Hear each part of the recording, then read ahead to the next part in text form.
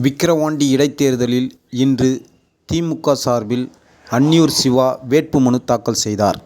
விழுப்புரம் மாவட்டம் விக்கிரவாண்டி சட்டமன்ற உறுப்பினராக இருந்த நா. புகழேந்தி உடல்நலக்குறைவால் உயிரிழந்தார். இதனையடுத்து இந்திய தேர்தல் ஆணையம் இடைத்தேர்தல் அறிவித்தது. வருகின்ற ஜூலை மாதம் 10ஆம் தேதி தேர்தல் நடக்க இருப்பதால் வேட்புமனு தாக்கல் கடந்த ஜூன் 14ஆம் தேதி தொடங்கி நடைபெற்று வருகிறது. இந்நிலையில் இன்று இந்தியா கூட்டணி சார்பில் திமுக வேட்பாளராக அறிவிக்கப்பட்ட அன்னியூர் சிவா, அமைச்சர் பொன்முடி, எம்.பி.க்கள் ஜெகத் ரட்சகன், துரை ரவிக்குமார், மாவட்ட பொறுப்பாளர் பொன் கௌதமசிகாமணி ஆகியோர் முன்னிலையில் விக்கிரவாண்டி வட்டாட்சியர் அலுவலகத்தில் தேர்தல் நடத்தும் அலுவலர் சந்திரசேகரனிடம் விக்கிரவாண்டி இடைத்தேர்தலில் வேட்புமனு தாக்கல் செய்தார்.